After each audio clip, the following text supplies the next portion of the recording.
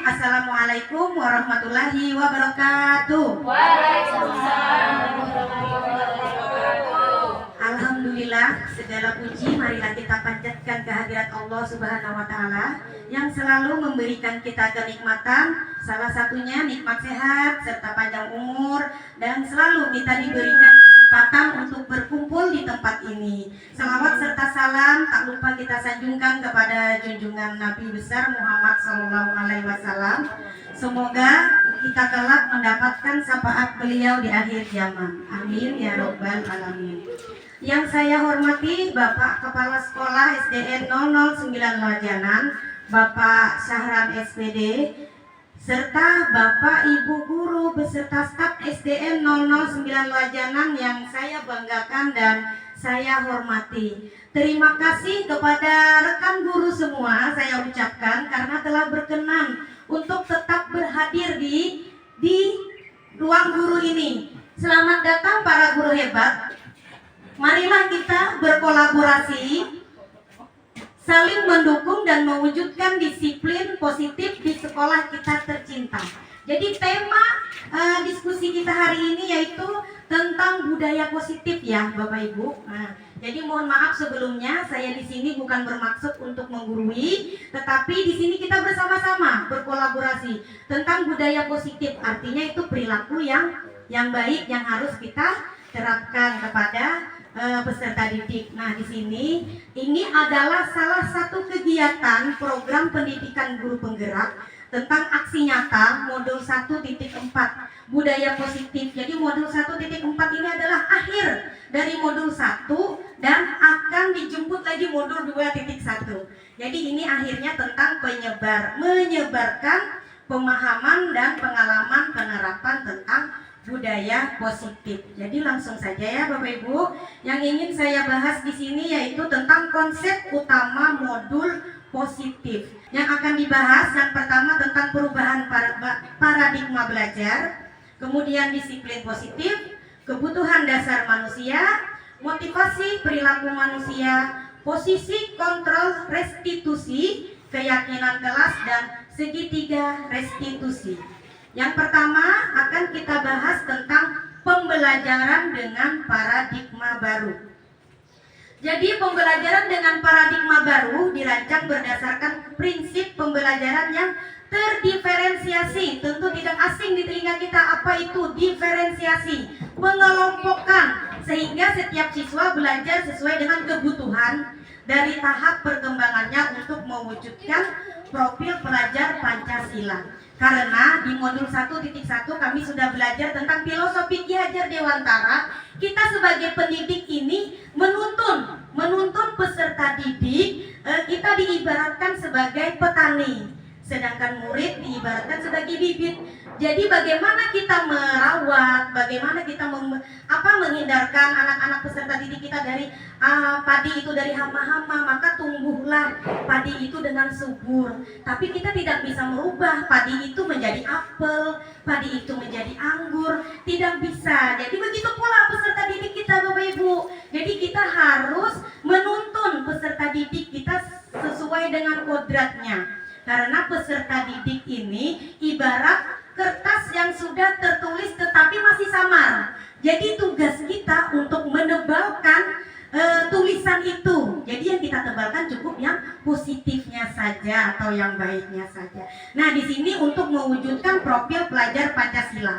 Ada 6 profil pelajar Pancasila, yaitu yang pertama beriman, bertakwa kepada Tuhan Yang Maha Esa, berkebinekaan global, gotong royong, kreatif, inovatif, dan mandiri. Ini adalah pembelajaran dengan paradigma baru. Selanjutnya yaitu disiplin positif.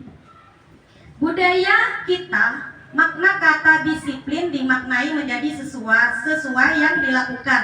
Jadi apa yang kita lakukan itu termasuk disiplin, ya. Terus seseorang pada orang lain untuk mendapatkan kepatuhan. Kita cenderung menghubungkan kata disiplin dengan ketidaknyamanan. Ayo disiplin, contohnya kamu harus disiplin, kalau tidak nanti begini, seperti ini dan seperti itu. Jadi anak itu merasa tidak nyaman karena dia merasa terancam. Kemudian sebagai pendidik tujuan kita adalah menciptakan anak-anak yang memiliki disiplin dini sehingga mereka bisa berperilaku dengan mengacu pada nilai-nilai kebajikan universal dan memiliki motivasi intrinsik bukan ekstrinsik. Maksudnya motivasi ekstrinsik ini dia didorong, ayo nak kamu harus belajar nanti dapat ini loh, berarti ada sesuatu, kamu harus melakukan ini, nanti kamu kalau tidak melakukan dapat ini.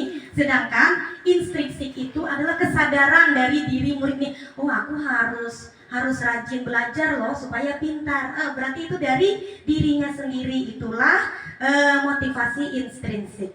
Sedangkan yang terakhir, disiplin positif itu merupakan salah satu cara penerapan disiplin yang bertujuan untuk menumbuhkan kesadaran serta memberdayakan anak untuk melakukan sesuatu tanpa sogokan, ancaman maupun hukuman. Jadi ia ingin melakukan sesuatu itu real dari dirinya sendiri dan ia mengetahui kalau saya melakukan ini berarti ini yang akan saya dapatkan.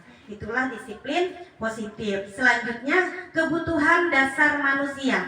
Kita sebagai manusia tentunya memiliki kebutuhan. Yang pertama, bertahan hidup, seperti makanan, pakaian, tempat tinggal, itu kita membutuhkan semua. Kasih sayang dan rasa diterima, begitu juga peserta didik memerlukan kasih sayang, rasa diterima, penguasaan, kebebasan. Murid bebas untuk melakukan sesuatu tapi dalam hal yang positif. Kita tetap menuntun peserta didik itu.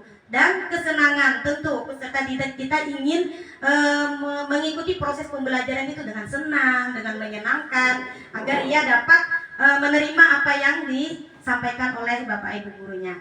Ini adalah kemudian motivasi perilaku manusia. Motivasi merupakan dorongan yang timbul pada diri seseorang secara sadar atau tidak sadar untuk melakukan suatu tindakan dengan tujuan tertentu. Jadi pasti ada motivasi kenapa anak itu melakukan hal yang seperti itu. Yang pertama, menghindari ketidaknyamanan dan hukuman. Murid melakukan disiplin diri karena ia takut dihukum. Ya, nah ini merupakan motivasi ekstrinsik. Jadi dia melakukan sesuatu itu karena takut. Nah, yang kedua, mendapatkan imbalan atau penghargaan dari orang lain. Murid melakukan disiplin diri karena ia ingin mendapatkan imbalan. Ini juga termasuk kepada motivasi ekstrinsik. Ya, seperti ini kan kalau orang tua rajin biasa di rumah, ayo nak belajar ini, nanti dibelikan es krim. Oh mau belajar kalau sudah ada es krim. Kalau udah ada es krim nggak mau belajar. Nah itu namanya ekstrinsik. Kemudian menghargai nilai-nilai kebajikan dirinya sendiri. Murid melakukan disiplin karena sadar nilai kebajikan dirinya. Ini motivasi intrinsik dari dirinya, dari dalam dirinya sendiri. Dia memahami, oh saya harus disiplin supaya kedepannya lebih baik lagi. Saya harus belajar supaya saya agar lebih pintar lagi, maju lagi ya. Karena itu dari dirinya sendiri, keinginan dari dirinya sendiri. Kemudian konsep disiplin dengan identitas gagal. Jadi di sini hukuman itu tentu menyakitkan. Yang pertama, yang kedua tidak nyaman. Terus murid merasa takut karena ada hukuman. Memaksa murid menyembunyikan kesalahan. Dia tidak berani jujur karena takut. Nanti kalau saya jujur, saya nanti dihukum. Ini konsekuensinya. Nah inilah identitas gagal. Kemudian murid menjadi rendah diri, tidak percaya diri karena dia dihukum tidak sesuai dengan apa yang ia perbuat. Kemudian ini adalah konsep disiplin dengan identitas sukses. Konsekuensi penguatan jangka pendek. Kemudian perlu monitoring berkelanjutan. Jadi kita harus memonitoring murid. Misalkan murid menumpahkan es di atas meja. Ayo nak harus bersihkan es itu. Kalau tidak nanti mejanya kotor, susah nanti kamu mau belajar. Nah berarti itu kan konsekuensi. Anak yang sendiri yang melakukan, dia sendiri juga membersihkan. Kemudian stimulus dan respon sama ya. Kita dulu menegur, ayo ayo siapa tadi ini yang ini, ayo kalau ini berarti harus diapakan. Nah, kita memberikan stimulus, kemudian murid itu merespon. Nah, murid menghormati peraturan, dengan konsekuensi murid bisa menghormati peraturan. Kemudian kehilangan waktu untuk merenungkan kesalahan. Langsung, anak kenapa? Kita tidak bertanya dulu, kenapa kok bisa tumpah? Kenapa anak ini terlambat? Kita langsung memberikan konsekuensi. Kamu terlambat, berarti apa yang harus kamu lakukan? Tidak merenungkan dulu kesalahan anak itu apa. Kemudian yang ketiga yaitu restitusi. Murid bertanggung jawab untuk perilakunya, yang pertama. Yang kedua, fokus pada pemecahan masalah jangka panjang. Jadi apabila anak itu melakukan suatu kesalahan, tentunya kita harus bertanya dulu. Ya, tidak mungkin sesuatu terjadi tanpa alasan. Misalkan anak terlambat, kita tanya dulu kenapa terlambat. Ya, kita harus bertanggung jawab untuk perilakunya. Dia harus bertanggung jawab apa yang sudah ia lakukan. Yang kedua, fokus pada pemecahan masalah. Kita berusaha mencari solusi. Masalahnya apa ini? Anak ini seperti ini, ada apa? Nah, seperti itu. Kemudian murid menghormati dirinya dan orang lain. Teori kontrol, dirinya memegang kontrol, dan murid bersemangat memperbaiki kesalahan karena kita menuntun. Tidak langsung berpojok kepada murid, menyalahkan murid, tapi kita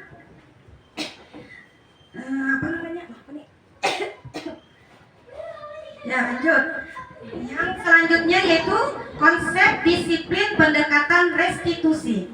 Jadi apa itu restitusi? Jadi terus terangnya Bapak Ibu jujur, saya juga baru mendengar restitusi itu apa. Biasa hukuman sudah sering mendengar, konsekuensi pun sudah pernah saya mendengar. Dan pada pendidikan guru penggerak ini saya baru belajar tentang pengertian apa itu restitusi. Nah, jadi restitusi di sini adalah proses menciptakan kondisi bagi murid untuk memperbaiki kesalahan mereka, sehingga mereka bisa kembali pada kelompok mereka dengan karakter yang lebih kuat. Nah, ini ada ciri-ciri restitusi. Yang pertama, bukan menebus kesalahan, namun belajar dari kesalahan. Nah, jadi anak-anak kalau berbuat salah, jangan langsung, kita cari tahu dulu agar dia menyadari kesalahannya. Oh iya, salah saya ini. Kita sadarkan dulu anak itu apa salahnya. Ya, jangan langsung ditindak. Nah, kemudian memperbaiki hubungan. Selanjutnya tawaran, bukan paksaan. Menawarkan. Kamu tadi kenapa begini? Kalau kamu begini, berarti apa yang harus kamu lakukan? Kita menawarkan. Oh iya Bu, berarti saya harus ini. Menawarkan, bukan kita yang memberikan hukuman. Karena kamu seperti ini, berarti kamu harus ini. Tidak. Tapi kita menawarkan. Kamu sudah tahu kesalahanmu, jadi apa yang harus kamu lakukan? Menawarkan agar ia sadar apa yang ia lakukan itu adalah salah.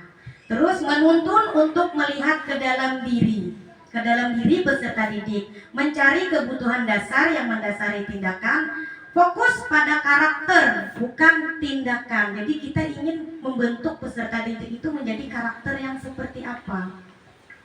Dan yang terakhir, menguatkan dan fokus pada solusi. Tentunya ada solusinya.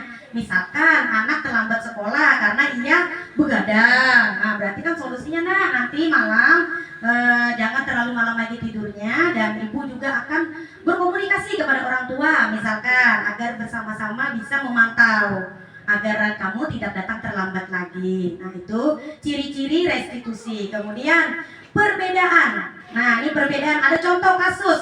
Ini ada hukuman, konsekuensi, dan restitusi. Contoh kasusnya, siswa sering tidak mengerjakan PR. Tentu kita sering menemukan murid yang seperti ini. Berbentuk hukuman itu seperti guru menghukum siswa tersebut hormat bendera selama 10 menit. Langsung dihukum 10 menit. Dia tidak mengerjakan PR, langsung dihukum hormat bendera selama 10 menit.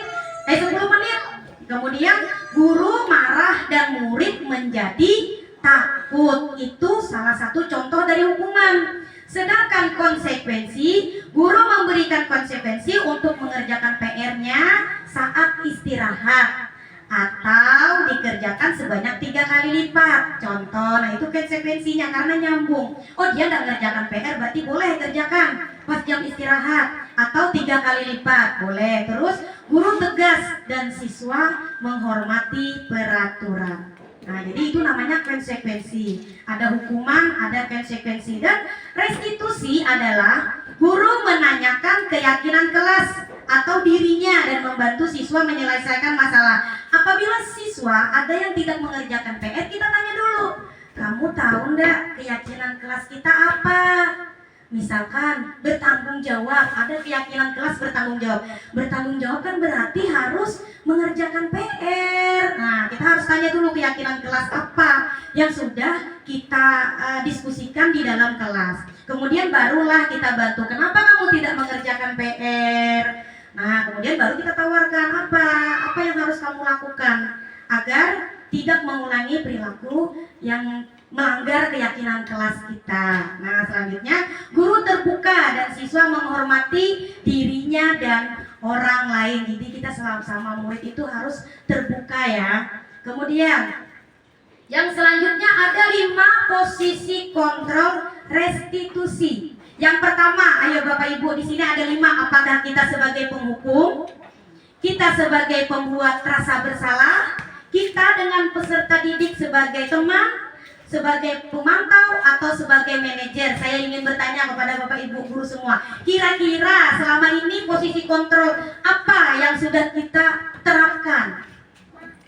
Bagaimana Bapak Ibu, hukuman ya? Ya, hukuman. Mungkin hukuman pernah kita terapkan. Nah, sebagai teman, ya sebagai teman berarti kita mencari ya pemantau. Berarti tidak hanya penghukum ya, kita sudah paham. Berarti kita sebagai guru bukan hanya penghukum, tapi juga sebagai teman, pemantau. Oke. Iya, sebagai manajer berarti bagus sudah. Di sini gurunya berarti sudah menerapkan budaya positif kepada peserta didik. Nah, ini contoh penerapan 5 posisi kontrol. Siswa tidak memakai atribut lengkap saat upacara bendera. Pemberian hukuman. Salah satunya yaitu patuhi aturan sekolah. Lalu berdiri di depan barisan. Kita menghukum peserta didik yang tidak menggunakan atribut lengkap. Ya, salah satu hukumannya seperti itu. Yang kedua, pembuat rasa bersalah. Berapa kali ibu guru harus memberitahu kamu? Bu guru kecewa sama kamu. Misalkan kita mengucapkan seperti itu. Jadi peserta didik ini merasa bersalah. Saya sudah membuat ibu guru kecewa. Sebagai teman, bagaimana solusinya kalau sebagai teman? Kalau sebagai teman, ayolah yang tertib. Buat ibu guru bangga. Kali ini tidak apa-apa kamu salah, tapi lain kali tidak boleh diulangi lagi. Dan jangan lupa apa yang harus kamu lakukan karena kamu sudah berbuat seperti ini. Jadi kembalikan lagi kepada anak apa yang ingin ia lakukan. Kemudian kalau sebagai pemantau yaitu kamu sudah melanggar apa peraturan dan konsekuensinya. Jadi kita sebagai stimulus dan anak langsung merespon. Kita yang bertanya dulu, kamu berarti apa yang harus kamu lakukan? Barulah murid itu merespon. Namanya stimulus dan respon. Kalau sebagai manajer, apakah kamu tahu kesalahanmu? Kita bertanya dulu, apakah kamu tahu tidak kesalahanmu? Tahu Bu, misalkan. Terus kira-kira bagaimana kamu akan memperbaiki kesalahan ini? Jadi kita tanya dulu peserta didik, kita sadarkan dulu apa sih salahnya dia. Baru kita kembalikan keyakinan kelas apa yang sudah disepakati. Nah, baru apa harus berbuat apa peserta didik ini untuk agar perilakunya lebih baik lagi, agar ia tidak mengulangi kesalahan yang sama. Kemudian keyakinan kelas. Ada pertanyaan, mengapa keyakinan kelas? Mengapa bukan peraturan kelas? Jadi perbedaan di sini, Bu. Bapak Ibu, ada kalimat pemantik di sini. Boleh dijawab ya. Mengapa kita memiliki peraturan tentang penggunaan helm pada saat mengendarai kendaraan roda 2 atau motor? Kira-kira kenapa Bapak Ibu? Kenapa sih kita disuruh pakai helm? Supaya aman. Oke, supaya menjaga keselamatan.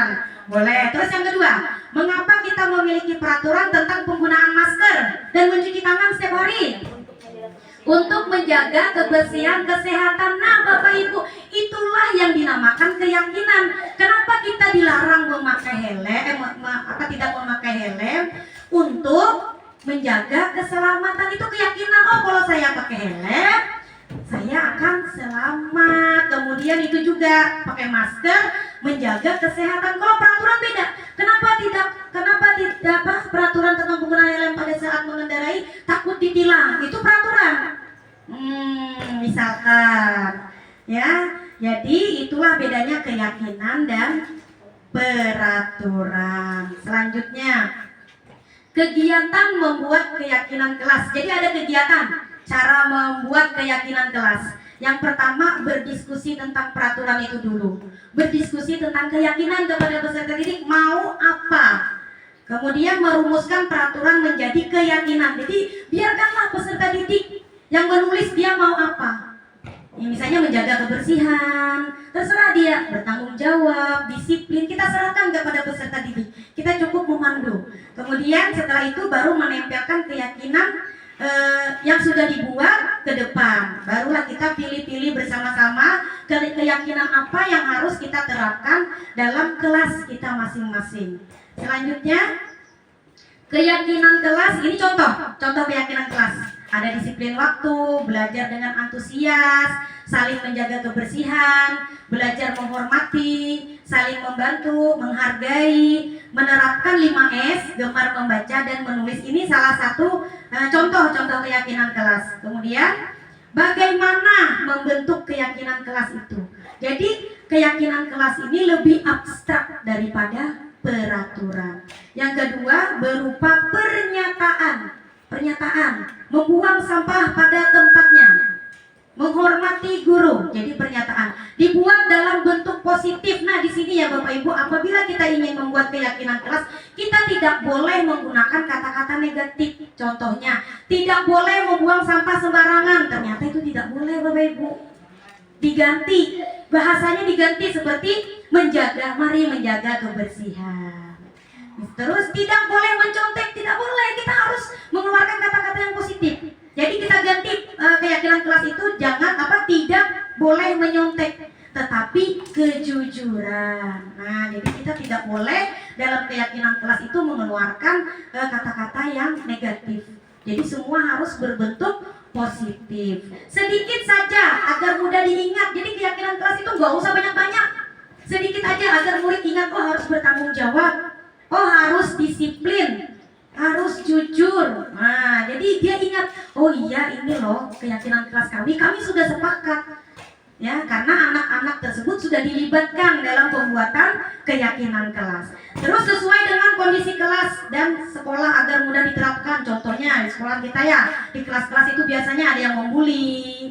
Nah, itu kita bisa membuat keyakinan kelas dengan kata-kata saling menghormati atau saling menghargai. Tidak boleh kita menulis, tidak boleh membuli, tidak boleh ada kata tidak. Jadi katanya kalimatnya diganti dengan saling menghargai. Jadi ketika kita ingin membuat keyakinan kelas, kita harus melihat kondisi dari kelas tersebut seperti apa. Kemudian semua warga kelas atau sekolah dilibatkan saat membuat, ya.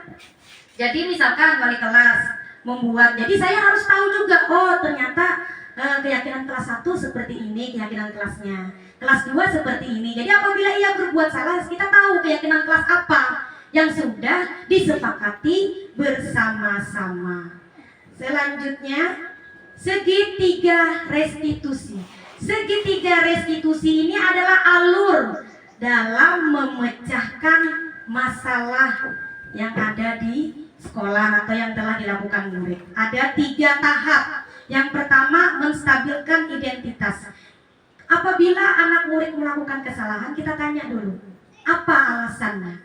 Baru kita beritahu, kita semua akan melakukan hal terbaik yang bisa kita lakukan. Kemudian validasi tindakan yang salah. Kita tanyakan dulu kepada peserta didik, apa yang sudah kamu lakukan? Kamu tahu enggak kamu berbuat salah apa? Kemudian barulah kita menanyakan keyakinan kelas. Kalau dia sudah beritahu, ya saya terlambat, barulah baru kita tanyakan keyakinan kelas apa yang sudah kita diskusikan bersama. Nah, jadi kita kembalikan lagi kepada peserta didik. Nah. Waalaikumsalam. Ya, Ricardo silakan masuk. Kenapa manggil saya, Bu? Ya, Ya, Ibu ada yang mau diomongin, silakan masuk, silakan duduk Rekaldo. Ya, Rekaldo, Ibu tadi dapat laporan dari ketua kelas, katanya Rekaldo habis bertengkar ya sama Adit. Iya Bu, habis kesel saya. Loh, kenapa kesal? Adik terus menerus mencontek pekerjaan saya Bu, bukan hanya PR. Tugas di kelas selalu dicontek. Oh begitu, ya wajar lah kalau kamu marah dan kesal. Jika ibu ada di posisi kamu, ibu juga pasti akan berbuat hal yang sama. Iya Bu, Lalu, apa yang kamu lakukan terhadap Adit? saya marah-marah Bu. Saya maki-maki adik dan tanpa sadar saya menggebrak mejanya Bu. Oh begitu, pasti kamu berbuat seperti itu ada alasannya ya? Iyalah Bu, masa saya diam saja? Saya sudah susah payah mengerjakan soal. Tapi adik hanya mencontek, tidak mau berusaha sendiri. Ya wajar lah kalau kamu merasa marah, karena tidak rela pekerjaanmu dicontek begitu saja oleh Adit. Ibu sangat menghargai tindakan kamu yang tidak berbuat lebih buruk daripada itu. Misalnya memukul. Sekarang coba kita pikirkan, tindakan kamu marah sama Adit sambil menggebrak meja, apakah sesuai dengan keyakinan kelas kita? Tidak Bu, Menurut kamu keyakinan kelas apa yang sudah dilanggar? saling membantu Bu. Saling membantu dan saling menghargai antar teman itu penting tidak untuk kamu? Ya Bu, Baik, kalau menurut kamu itu penting, jadi keyakinan kelas apa yang harus kamu lakukan pada saat kamu sedang marah? harus lebih sabar Bu. Kamu bersedia memperbaiki masalah ini? Bersedia Bu. Apa yang akan kamu lakukan untuk memperbaiki masalah ini? Saya akan meminta maaf kepada adik dan saya juga harus bersabar dan menahan amarah saya. Kalau ada teman yang mencontek saya, akan melaporkan kepada guru mata pelajaran atau wali kelas saya. Tepat sekali tindakan kamu, Rekaldo. Tetap semangat ya. Sekarang silakan kembali ke kelas. Terima kasih. Sama-sama. Nah, jadi itu tadi adalah salah satu cara pemecahan masalah. Jadi kita sebagai guru tidak boleh ternyata tidak boleh langsung menyalahkan. Kita harus tanya dulu, dia berbuat seperti itu pasti ada alasannya. Kemudian baru kita carikan solusinya. Nah, jadi seperti itu Bapak Ibu ya. Jadi implementasi kurikulum Merdeka ini menuntun kita untuk lebih fokus ke karakter. Karakter berarti pribadi agar anak ini berakhlak. Ya, tidak semua anak memiliki pengetahuan yang cepat. Tidak semua anak memiliki pemahaman yang cepat. Jadi apa yang disampaikan oleh guru, tidak semua anak memahaminya. Tidak semua anak dapat mengingat itu pelajaran apa yang kita sampaikan, tidak.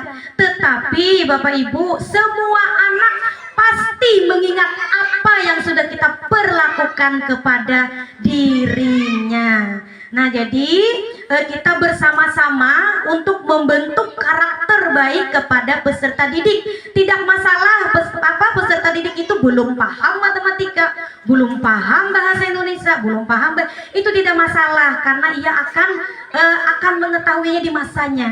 Ya, karena tidak semua peserta didik cepat dalam memahami pembelajaran. Tetapi satu yang kita ingat, peserta didik pasti mengingat perlakuan apa yang sudah kita berikan kepada dirinya, ya kan? Orang berilmu belum tentu berakhlak, tetapi orang yang berakhlak sudah pasti berilmu. Nah, jadi cukup sampai di sini pembahasan saya. Mungkin dari Bapak Ibu ada yang ingin ditanyakan mengenai segitiga restitusi, mengenai restitusi, masalah, hukuman, dan konsekuensi, atau ada yang ingin memberikan refleksi tentang kegiatan pada hari ini. Mohon izin Bapak Ibu di sini. Sebenarnya untuk sharing. Ya, sharing. Assalamualaikum warahmatullahi wabarakatuh. Terima kasih tadi sudah menjabarkan sekian banyak ya. Kita di sini menemukan beberapa kalimat yang mungkin baru buat saya. ada restitusi keyakinan kelas. Selama ini saya tahunya hanya kesepakatan kelas. Apakah sama kesepakatan kelas tersebut dengan keyakinan kelas? Itu yang pertama. Yang kedua, saya kurang memahami tentang restitusi. Itu bagaimana implementasinya di peserta didik. Begini, saya ada pengalaman kemarin masalah anak murid yang sering terlambat masuk. Berkali-kali saya dekati, kenapa kamu terlambat? Bilangnya saya makan, saya tegur pelan-pelan. Oke. Berikutnya anak itu mengulang kembali, itu kan pendekatan secara pelan kan. Berikutnya anak itu mengulang kembali, saya keras menegurnya, kamu jangan terlambat, teman-temanmu sudah belajar, kamu kemana aja, kamu punya pelajaran. Sudah 2 kali saya tegur, iya bu, dia jawab. Yang kedua dia jawab, iya bu, saya tidak mengulangi. Yang ketiga diulang lagi. Itu lebih lama terlambatnya. Saya penasaran, apa sih anak ini? Ada apa sih? Saya tanya. Setika, kamu kenapa terlambat? Saya makan bu. Tadi jam istirahat kamu tidak makan? Enggak, saya bermain. Oh gitu. Jadi tindakan saya lakukan adalah kalau kamu terlambat, besok saya hukum. Kata hukuman. Kan kita pemilihan sekarang kata hukuman. Milih sampah. Itu yang saya pilih karena pendekatannya sudah tidak diberi lagi dari anak tersebut. Besoknya ulang lagi, terlambat lagi, saya menjalankan peraturan yang hukuman tadi, memilih sampah sesuai dengan itu tadi. Ternyata setelah saya kasih sanksi, berikutnya dia tepat waktu, maksudnya tepat waktu. Apakah saya salah menjalankan hukuman itu atau bagaimana? Maksudnya dalam cara saya. Terima kasih. Wassalamualaikum warahmatullahi wabarakatuh. Terima kasih kepada Ibu Senia yang sudah bertanya. Yang pertama tadi, apakah keyakinan kelas itu sama dengan kesepakatannya? Jadi keyakinan kelas ini kita lakukan bersama-sama, kemudian kita sepakati. Nah, jadi sama Bu Sania, iya. Jadi kita sepakati bagaimana, misalkan bertanggung jawab bagaimana murid yang lain setuju enggak kalau di dalam keyakinan kelas kita ini ada nih, terus sepakat setuju bu. Nah jadi intinya sama, kesepakatan dan keyakinan kelas. Nah kemudian itu tadi bukan hukuman tapi konsekuensi ya, konsekuensi ya. Jadi bahasanya bukan hukuman karena kita sudah mencari tahu. Yang pertama itu kita cari tahu dulu kenapa anak ini terlambat. Makan bu, sudah ditanya, di rumah tidak makan. Sudah ditanya ya, sudah ditanya. Berarti apa katanya bu? Tidak sarapan. Nah berarti tugas kita berkoordinasi dengan orang tua tentunya ya. Kita harus berkolaborasi. Itu tidak bisa sendiri untuk merubah anak ini ya. Harus ada bantuan juga dari orang tua. Jadi apabila anak seperti ini, kita buat catatan, kita panggil orang tuanya. Jadi apa yang ibu lakukan tidak ada salah. Apa yang kita lakukan itu tidak ada kata salah karena kita melakukan sesuatu itu ada tujuannya. Nah, jadi seperti itu ya. Apa yang dilakukan sama anak melakukan kesalahan pun pasti ada alasannya. Kenapa ibu ini kok memberikan konsekuensi yang seperti ini? Karena sudah berkali-kali ditegur masih mengulang. Nah, jadi langkahnya adalah tentunya kita harus berkolaborasi dulu kepada orang tua. Betul dah ini loh setiap ini selalu terlambat. Jadi orang tua itu harus tahu perkembangan anaknya di sekolah ini. Tidak boleh orang tua langsung melibatkan ke guru, tidak boleh. Nah, jadi seperti apa yang dilakukan ibu sudah benar, bukan salah, tetapi hanya bahasanya aja, bukan penghukuman tapi konsekuensi karena dia sudah sepakat. Besok kalau kamu ini seperti ini ya nanti ya, nah, akan seperti ini. Berarti dia sepakat, dia menyetujui. Nah, jadi seperti itu. Bagaimana bu? Terima kasih banyak jawabannya. Bagaimana ibu, bapak ibu yang lain? Oke, kalau sudah tidak ada yang ingin ditanyakan atau memberikan tanggapan serta masukan, jadi ini tadi adalah kesimpulan dari apa yang saya sampaikan tadi Bapak Ibu. Jadi program disiplin positif ini hendaknya guru memiliki standar kepribadian profesional. Tentunya kita sebagai guru harus profesional menghadapi murid-murid yang uniknya luar biasa.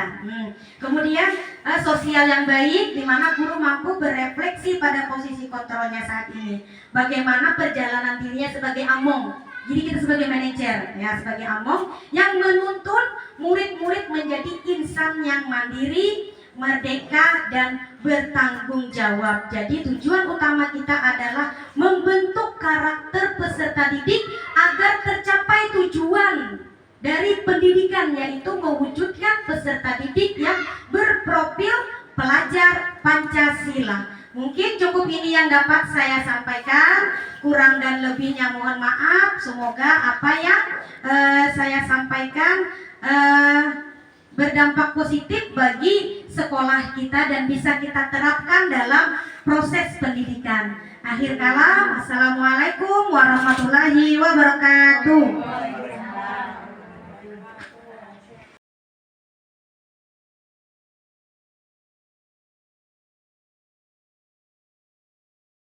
Bismillahirrahmanirrahim. Assalamualaikum warahmatullahi wabarakatuh. Waalaikumsalam warahmatullahi wabarakatuh. Apa kabar anak-anak hari ini? Baik. Alhamdulillah, semua kabar baik ya. Sebelum kita memulai pembelajaran, seperti biasa kita harus ngapain dulu? Baik, kita akan berdoa sebelum memulai kegiatan pada hari ini. Yuk semua, duduk rapi. Siap. Berdoa mulai. Bismillahirrahmanirrahim. Rabbi zidni ilma warzuqni fahma birahmatika ya arhamar rahimin. Amin. Baiklah, hari ini kita akan membuat keyakinan kelas. Apa itu keyakinan kelas? Ada yang tahu apa itu keyakinan kelas? Tidak ada yang baik. Ibu akan menjelaskan. Keyakinan kelas itu sama dengan peraturan yang harus kalian laksanakan pada proses pembelajaran.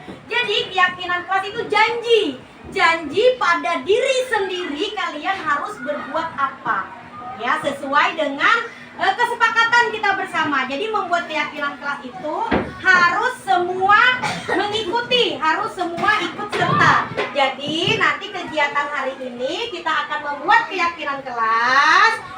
Syaratnya satu, kita tidak boleh mengeluarkan kata negatif. Apa itu negatif, Bu? Kita tidak boleh mengucapkan tidak boleh tidur di kelas. Tidak. Jangan sampai ada kata tidak. Jadi bagaimana Bu kata-katanya? Misalkan contoh, saling menghargai. Terus membuang sampah pada tempatnya. Kemudian jujur, disiplin. Nah, itu salah satu keyakinan kelas yang menggunakan kata-kata positif. Jadi ingat, jangan sampai ada yang menulis kata tidak. Karena kita ingin menjadi pribadi yang baik. Siap? Paham dengan keyakinan kelas? Paham, karena keyakinan kelas itu harus kita laksanakan, harus kita patuhi dan harus kita taati, karena itu adalah janji, keinginan dari kalian semua ingin memiliki kelas yang seperti apa. Ya, paham? Jadi keyakinan kelas harus ada pada setiap kelas. Hari ini kita akan mendiskusikan keyakinan kelas apa yang harus kita taati, yang harus kita lakukan pada saat proses pembelajaran. Siap? Nah, jadi kegiatannya adalah Ibu minta kalian tulis satu keyakinan kelas yang kalian ingin. Yang kalian ingin di kelas kalian itu apa? Nah, jadi satu orang tulis satu pada kertas post-it yang sudah Ibu bagikan. Paham? Paham. Oke.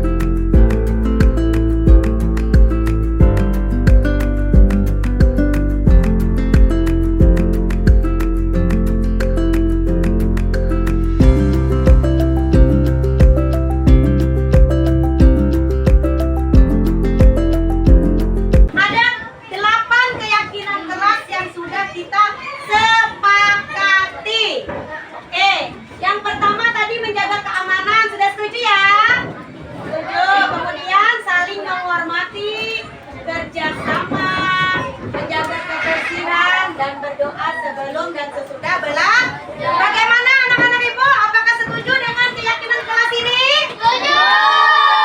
Apakah kalian siap melaksanakan dan melakukan keyakinan kelas ini? Setuju. Ya? Siap. Berarti harus mematuhi keyakinan agar kelas kita pada saat proses pembelajaran kita bisa berjalan dengan lancar. Ibu minta kalian untuk menandatangani keyakinan yang sudah kita sepakati semua. Nah, jadi ibu minta satu-satu maju ke depan menandatangani keyakinan kelas yang sudah kita buat bersama-sama. Boleh? Boleh. Boleh ibu minta tanda tangannya? Boleh. Sebagai bukti kalau kalian sudah membuat keyakinan kelas bersama-sama dan setuju untuk melaksanakan keyakinan kelas ini. Baik, ibu panggil satu-satu. Yang ibu panggil silakan maju ke depan ya.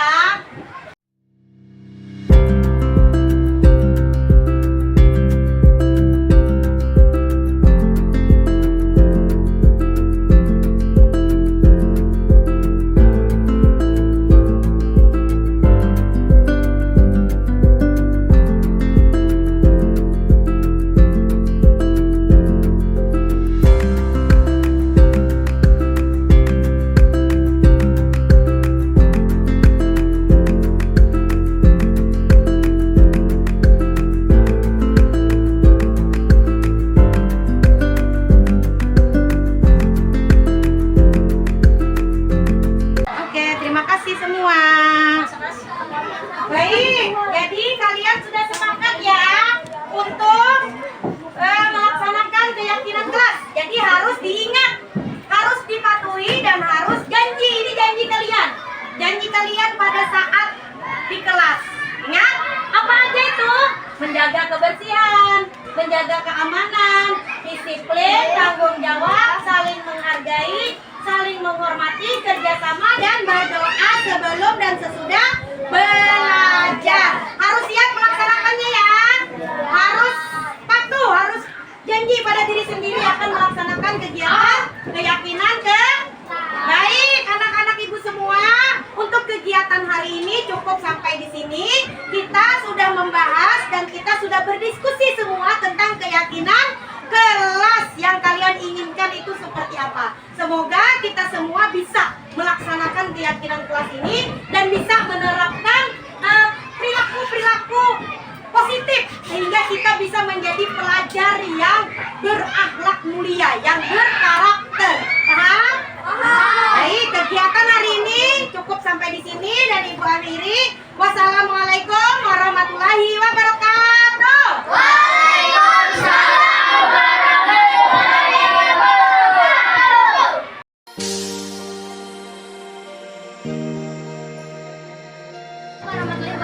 Perkenalkan, nama saya Ricardo dari kelas 6A. Assalamualaikum warahmatullahi wabarakatuh. Perkenalkan, nama saya Amelia Rahmah dari kelas 6A. Warahmatullahi wabarakatuh. Perkenalkan, nama saya Gandum Rahmah dari kelas 6A.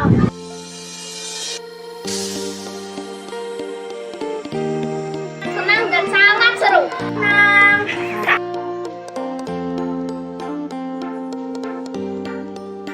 Menumbuhkan rasa tanggung jawab. Tapi membuat kita lebih disiplin, membuat kita menjadi lebih baik.